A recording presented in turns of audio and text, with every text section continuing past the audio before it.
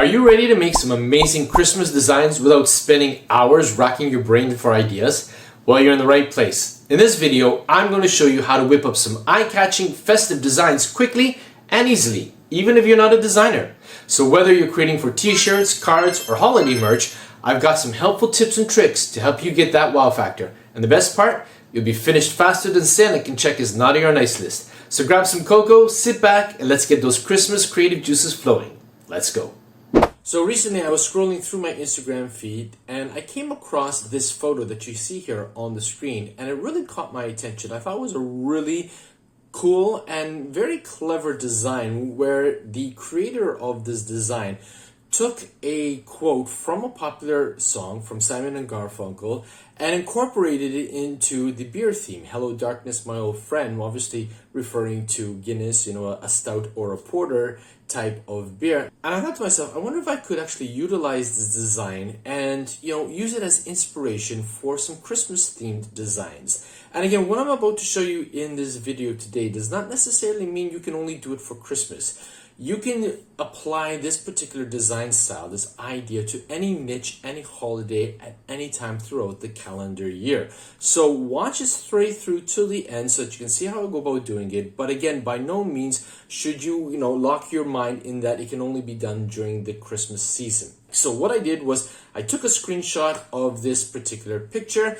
and for those of you who may or may not be aware, ChatGPT now has the ability to actually analyze pictures. So all you need to do is basically click and drag the picture to ChatGPT, as I'm about to show you right now. So here's a conversation I started with ChatGPT. As you can see here, I already have the photo uploaded, and all I did was I clicked on the photo from wherever I had it saved on my hard drive, and I just dragged it down into the message area. And as you're dragging in ChatGPT, the field will change so that it will accept the photo, and you wait a few moments and the photo will be uploaded into the chat.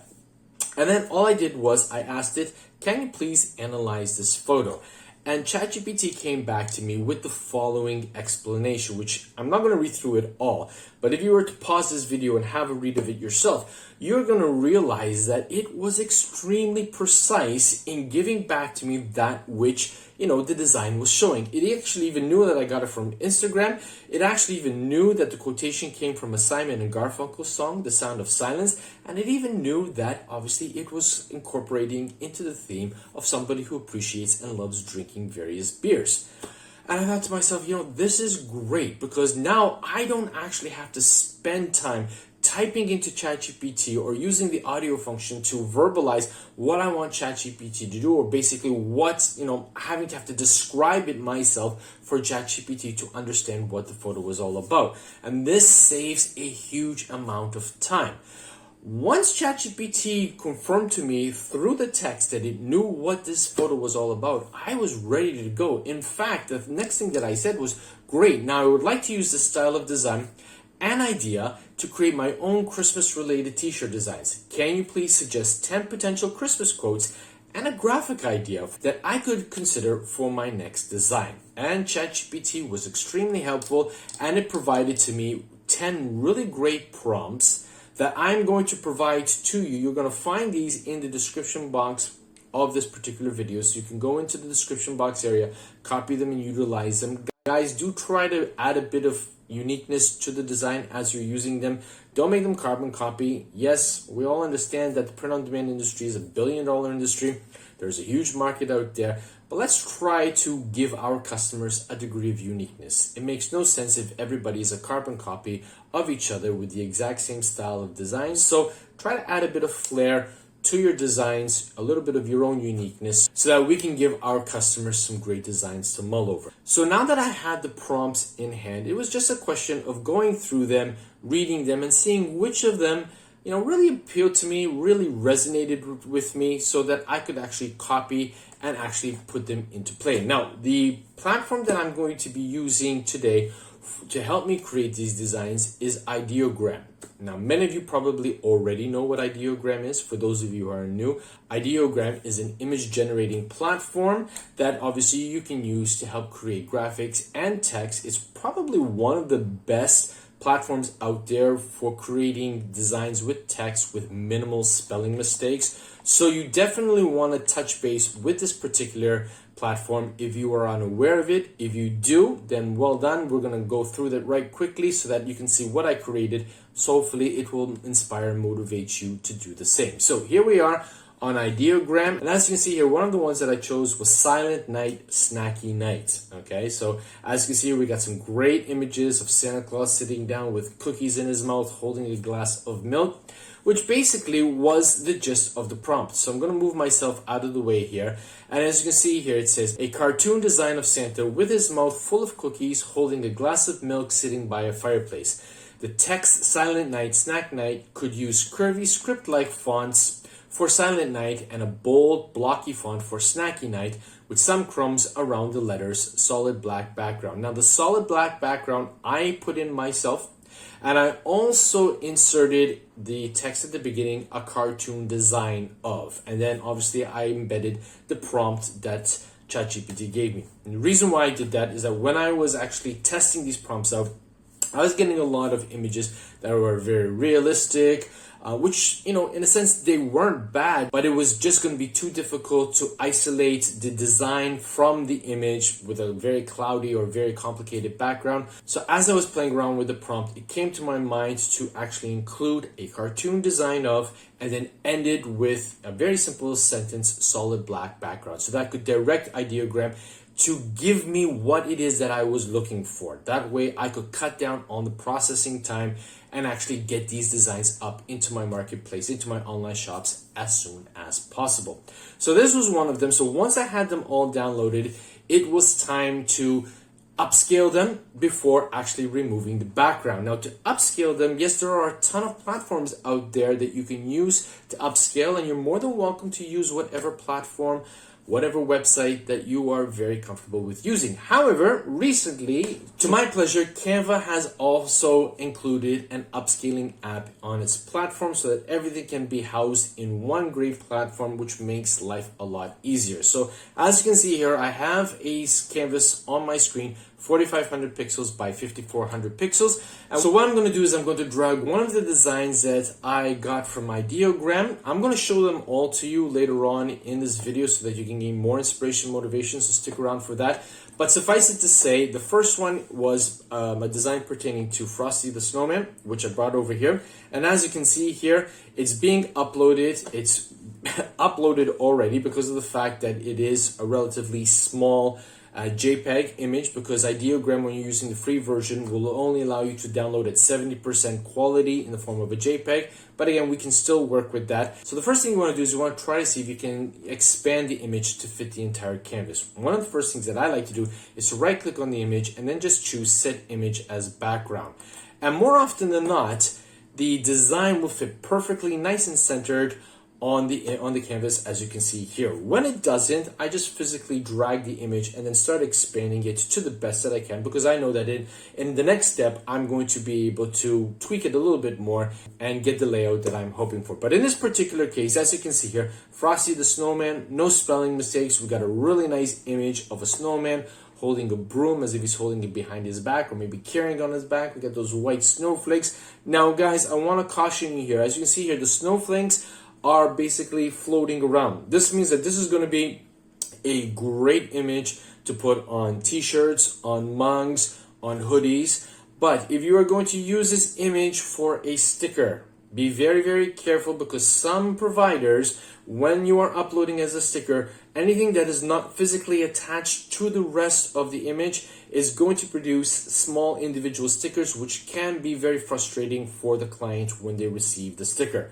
So you either want to create, a solid color background behind the image so everything is packaged in one, or just don't use it for a sticker. It's totally up to you. So now what we want to do is we're going to click on the image, and at the top where it says edit, I'm going to click on it. And as you can see, just down here under apps, image scaler appears over there. Now, if you don't see it over there, just click on see all, and then you'll get the entire menu of apps. Just scroll down until you see image upscaler, and you can click on it. Now, in the free version, you can upscale up to 4x, as you can see here. With the paid version, which is what I'm using, you can either upscale up to 8x, and I think 16x is coming soon because it's grayed out. But for all intents and purposes, 4x is fine. So what you're going to do is you're going to click on 4x, All right, and then you're going to click on upscale. We'll wait for Canva to work its magic in terms of upscaling the image. It'll give you a before and after image. Okay, so as you can see here, we've got the image upscaled, so we can just scroll. This is before, this is after. It's a little hard to see because the thumbnail is so small, but trust me, there's a great improvement in the quality of the image. Then all you need to do is just click on replace, and then you wait for Canva to replace the image. Now, in some cases, Canva will not physically overlay the image. It will put it, as you can see here at the top, that the media has been placed into your library. Once it's in your library, which is in the upload section over there, you just click on it, drag it on, and upscale it or get it to, fill the entire image as a background, and then you're good to go to download them. Okay, so I already went ahead and did this. Now, the next thing that we want to do is we want to remove the background. Now, I can hear a lot of you saying, well, Brian, you can use the remove background in Canva. And the answer to that is yes, you can. Problem with this is that there are certain times when I feel that the background remover on a lot of these third-party platforms, including Canva, is not always necessarily as precise as it can be. And to try and get rid of the little nuances that appear, in the tight crack areas of, your text and whatnot, it can be very difficult to do so. So when I find myself in a situation like this, I either use Photoshop, or if you don't have Photoshop, you can use the online version Photopea as your backup, as another alternative. Okay, so here we are in Photopea, and again, I have a canvas size open to 4500 pixels by 4500 pixels, and I have already downloaded all of the designs from Canva that I got from Ideogram, and basically the bulk of them already. I'm just going to show you one so that this video won't be very long. So what I'm going to do is I'm going to drag that Frosty the Snowman design into Photopea. So just going to click, I have it off camera, I've dragged it over, it's loading it up, and you're going to see that the design fits perfectly over the canvas size because the canvas that I had on Canva was already 4500 by 5400 pixels, so that saves a lot of time. Now, the first thing that we want to do is we want to go up to select, and we're going to choose color range. All right, now once we've selected color range, we're going to click on any part of the image or the color that we want to remove. And as you can see here, we've got the color range, the sampled color is set, and you can play around with the fuzziness. It's set to 45, and you can just basically move it around until you are happy with what you believe is going to be an efficient crop out. So I've taken it up to 100. Let's see what's going to happen. Once we're happy with that, we're just going to click on OK. We'll wait for Photopea to basically highlight everything. You can see we got the marching ants. Now, what I want to caution you to do at this particular moment, if I were to hit the mask icon or delete it, it's actually going to delete Frosty the Snowman and the graphic. I don't want to delete that. I want to keep that. So what we want to do is we want to invert the selection. Now, to invert the selection, using the keyboard, you can either choose Control or Command Shift I, and basically it's going to invert it. And you're going to know that you've selected the inverse because in the history palette, you can see over here just above me, it says inverse. That means now all of the bluish black background is now selected. And in order to make sure so that I can actually, go into it and tweak it if I want to, I'm going to click on the mask icon, which is at the bottom. You can't see it in the screen here, but for many of you who've used Photopea, it's that rectangle with a black circle in the middle. So I'm going to click on it. And as you can see now, the bluish background has been deleted. And if I want to make sure that everything is okay, I already have a hidden layer that's been painted or rather filled in with black. I'm just going to turn it on. And as you can see, on a black t-shirt, that is what it's going to look like, okay? And then if I want to, I can tweak the saturation a little bit and increase the saturation to make it brighter, more colorful if I want to. Whatever you want to do is totally up to you. Photopea is a wonderful platform to use, okay? But when you're ready to download, you want to make sure you turn off the background. You want to go up to File. We're going to go down to Export As, and we're going to select PNG. It's very important that you select PNG because if you don't, if you select any of the others, you're going to get a black background. You're back to square one. So we're going to click on PNG. All right. And then basically you're just going to go ahead and save it to wherever you want to save it on your hard drive. Okay, so as promised, here on the screen are the designs that I created in preparation for this tutorial, just to give you an idea of the amazing tools that are out there with respect to ChatGPT and ideogram that you can put to use in conjunction with Canva and Photopea to create some amazing designs to showcase to your paying clientele and gain more sales, particularly during this busy Christmas holiday season. So we have another variation of Frosty the Snowman here. So I'm going to show you what they look like with a black background so you can see how they're going to look like on a t-shirt. And I'm going to show you the extensiveness that I used in Photopea in order to remove the black background. Okay, so this is what it looks like without the black background. Doesn't look like much, but it is so important that you upload it without a black background. Because if you upload it with the background, the black on your computer screen is going to be markedly different from the black of the material that the print-on-demand company that you use is going to use. And it's going to look really, really ugly, particularly if the client decides to order this design on a red or a green or yellow or any other color t-shirt. Could you imagine the t-shirt and then a really ugly black rectangle with the design? And nobody's going to buy it and you would have wasted so much time. So take the time to remove the background in whichever way you want to remove the black background, but please make sure that you remove it. So the next one here, again, is the third variation of Frosty the Snowman. Ideogram gave me some really amazing designs, which you can see here, and I couldn't decide which one I wanted to go with. So I downloaded all of them and worked on all of them, as you can see here. So that's with the black background removed.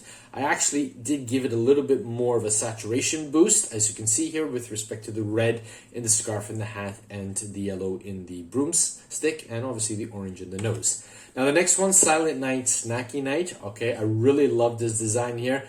I don't know, maybe the cookies could have been a little bit better, but you know what? I thought it was a fun design. I thought, you know, somebody's definitely going to like something like this, so why not? And again, Ideogram really hit the nail on the head with the prompt saying, you know, Silent Night, give it to me in a script font, and Snacky Night to give it to me in a nice bold font. Sort of like reminds me of Monday Night Football in terms of the font style used. So I was really happy with this one. This is what it looks like with the black removed from the background.